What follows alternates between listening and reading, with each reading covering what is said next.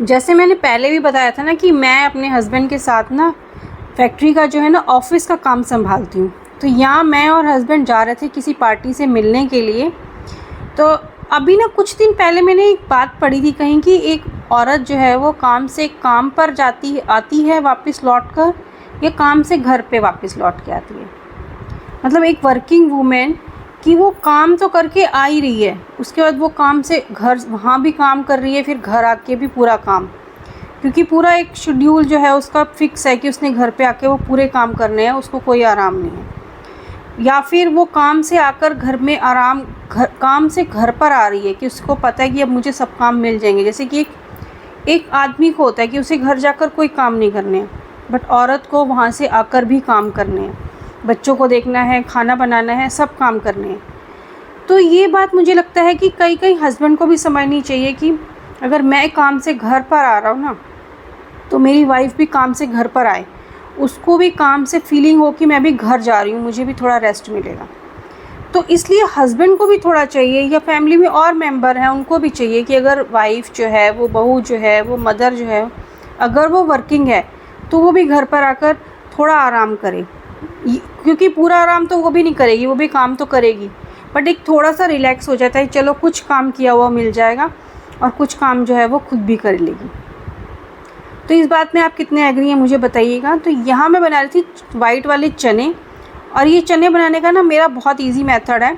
मैंने ये चने बॉईल कर लिए, इसमें लहसुन डाल दिया, प्याज लंबा लंबा काट के डाल दिया, टमाटर डाल दिए, और एक मोटी इलायची डाली और एक दो लौंग डाली। मैंने इसको विसल लगा ली, बॉईल कर लिया। और जो मेरे चने थे ना, छोले थे, वाइट छोले थे, वो मैंने रात को ही भिगो कर रख लिए थे, और थोड़ा सा बेकिंग पाउडर डाला और मैंने इनको अच्छे से उबाल लिया। जैसे आपने देखा ना, ये बहुत अच्छे से उबल चुके हैं, ये देखिए। फिर मैंने ये सिंपल सा तेल गरम किया, उसमें जीरा डाला, थोड़ी हींग डाली, मोटी इलायची डाली, लौंग डाली और काली मिर्च डाली, और मैंने इनको सिर्फ यही डाला। और उसके बाद छोले डालकर ना मैंने इनको अच्छे से बॉईल किया। और छोले उबालते टाइम मैंने ना उसमें नमक डाल दिया था, तो यहाँ मैंने इसमें सिर्फ नमक तो नहीं डाला दोबारा से, मैंने सिर्फ इसमें डाली हरी मिर्च डाली, लाल मिर्च डाली, देगी मिर्च डाली, और थोड़ा सा जो मैंने अमचूर डाला, और थोड़ा सा उसमें मैंने डाल दिया चिकन का मसाला, तो और साबुत धनिया भी डाल दिया। तो ये मैंने थोड़ा सा उबलने के लिए रख दिया, क्योंकि जो छोलों के बीच में पानी था ना, उसी में ये उबलेंगे, और वही तरी जो है ना हम अपने हिसाब से इसको गाढ़ी कर लेंगे। और तरी हमें आप देख लीजिए आपको कितनी इसमें गाढ़ी करनी है। मेरे तो मैं और बेटी तो इसके साथ फिर खाते हैं चावल।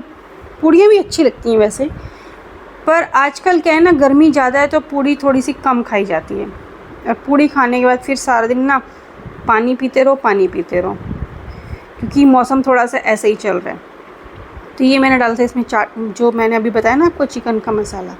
तो ये ना फिर सिम के ऊपर इसको उबलने दीजिए अच्छे से, और फिर इसके ऊपर आप इसको जब ये उबल जाएगा ना, तो ये छोलों के बीच में अच्छे से वो ना जो पूरा फ्लेवर है ना वो आ जाएगा। और साथ साथ मैं यहाँ पर बना रही थी, जो घी गरम कर रही थी, तो ये हस्बैंड बोलते चलो घी अच्छे से, क्योंकि वो बीच बीच में उसको हिलाते रहते हैं, तो वो अच्छे से निकल गया था। जब तक मैं और काम कर रही थी तब तक फिर ये इन्होंने बोला चलो हम इसमें घी डाल दें, क्योंकि इधर उधर ना हो जाए, ठंडा भी होना होता है। तो मैं यही बात कर रही थी कि अगर दोनों मिलके काम करें, अगर हस्बैंड वाइफ, तो काम जो है वो जल्दी ख़त्म हो जाता है। और फिर चाहे वर्किंग हो, हाउसवाइफ हो, वर्किंग वुमेन हो, तो काम में ना करने में दिल भी लगता है। ये मैंने फिर इसमें डाला सा धनिया और इसको अच्छे से डेकोरेट कर दिया, जिससे कि ये अभी ये देखिए कितने पहले कैसे लग रहे थे, और ये भी कितनी अच्छी सी शक्ल आ गई इनकी, और गल भी अच्छे से गए थे, और खाने में ये सॉफ्ट थे। तो ये नाश्ते के साथ हमने ये खाए थे, पराठे, छोले और ये। तो ये जो है पीछे बहुत ज़्यादा जो धूल वाली आंधियाँ वगैरह सब चली थी ना, तो ये मतलब बहुत ज़्यादा मिट्टी मिट्टी हो गई थी। घर तो ये है कि डेली ही साफ़ करना पड़ता है, डेली डस्टिंग करो, और वरना मिट्टी तो आपके घर में आनी ही आनी है। चाहे छोटे बच्चे हों, फिर थोड़ा सा गंद ज़्यादा डल जाता है, तो वो भी साफ़ करना होता है, वो भी और काम हो जाता है एक हाउसवाइफ के लिए।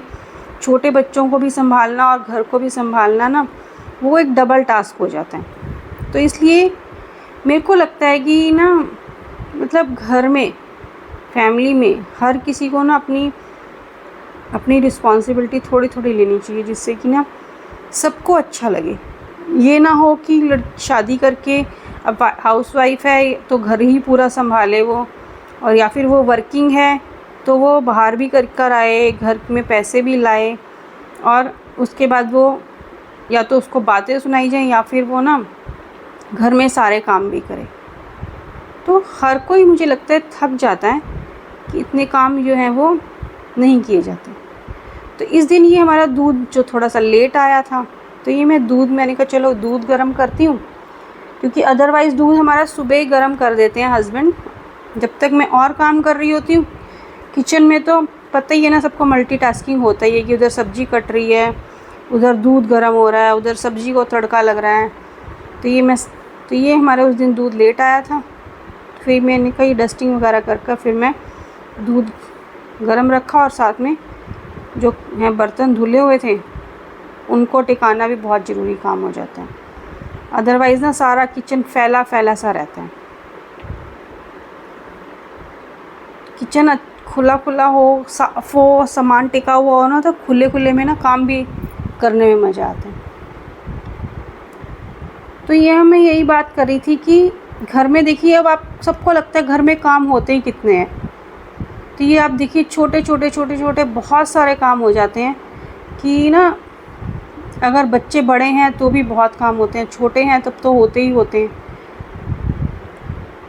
तो अगर जो वाइफ़ है, अगर पत्नी है, लेडी है, वो अगर वर्किंग भी है तो उसको भी घर में आकर थोड़ा सा दिल करता है कि वो आराम करे, उसको भी कुछ चाहे सब्ज़ी बनी बनाई मिल जाए, फुलके बनाने पड़े, तो बहुत सारा काम जो होता है ना वो फ़र्क पड़ता है।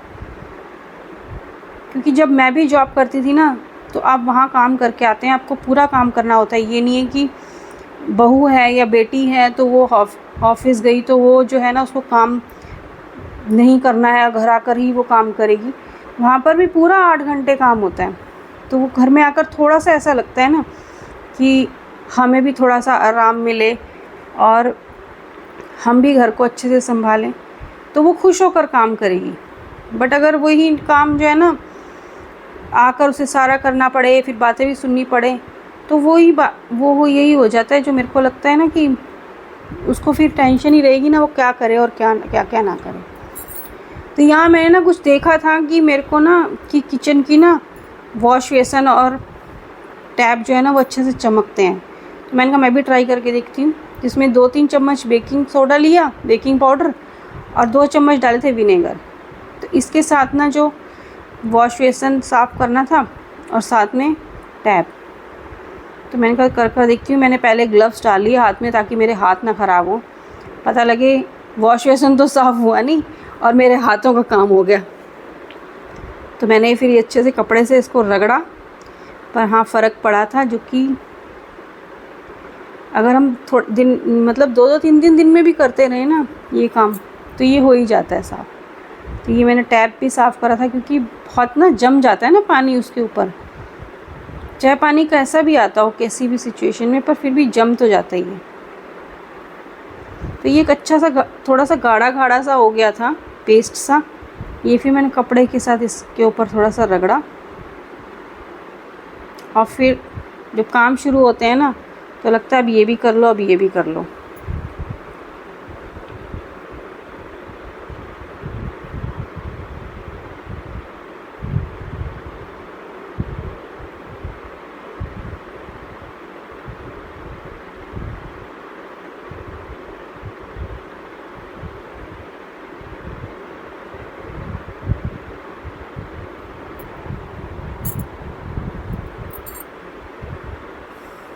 फिर मैंने थोड़ा सा ये शेल्फ भी हैं जो साथ में लगी हुई हैं स्टेनलेस स्टील की, इनके ऊपर भी थोड़ा सा मैंने कहा ये भी रगड़ कर देखूं ये भी कितनी साफ़ होती हैं। तो ये भी साफ़ हो गई थी। वैसे ये इतनी गंदी होती नहीं है, तो मैंने कहा चलो ट्राई मार रहे हैं तो इनके ऊपर भी ट्राई मार लिया जाए।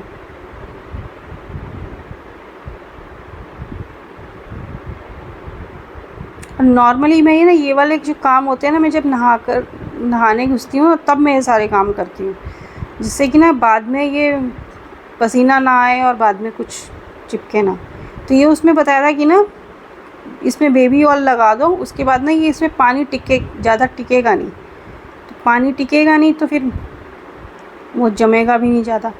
तो मैंने ये लगा कर तो देखा है, कुछ तो इसका फ़र्क पड़ा ही था।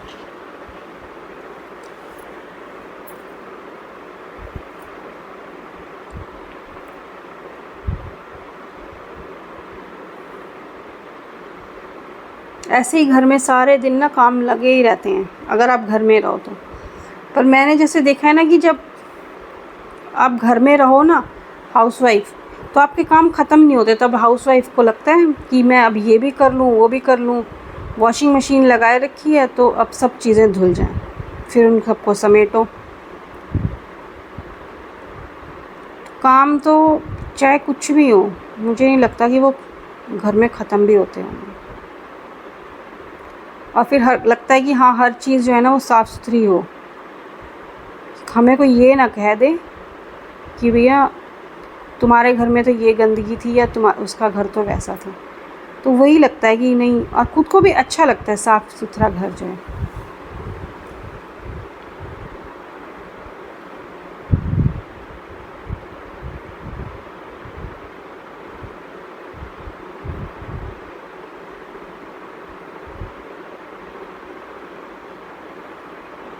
अब हाउसवाइफ है तो वो घर में रहकर ये सारे कामों का फिर अपना एक शेड्यूल होता है कि चलो दिन भर में हो जाएंगे। बट जब मैं जाती थी फैक्ट्री हस्बैंड के साथ रेगुलर, सुबह ही 8:30-9 बजे हम लोग निकल जाते थे, तब ये सब काम मैं करके जाती थी। तब ये कपड़े भी पहले सुखा कर जाओ, और पीछे से बेटी अगर इनको उतार कर रख लेती थी कपड़ों को, बट सुबह सुखा के जाओ और ये बेडशीट सब चेंज करके जाओ, अच्छे से ठीक करके जाओ। तो काम तो आपके ना ख़त्म होते ही नहीं है, करके जाओ। फिर हाउसवाइफ अगर आप घर पे भी हैं तो आपको आकर भी आपको वो काम करने हैं, क्योंकि कामों का तो कहीं ख़त्म होने की कोई लिमिट है होती ही नहीं है ना।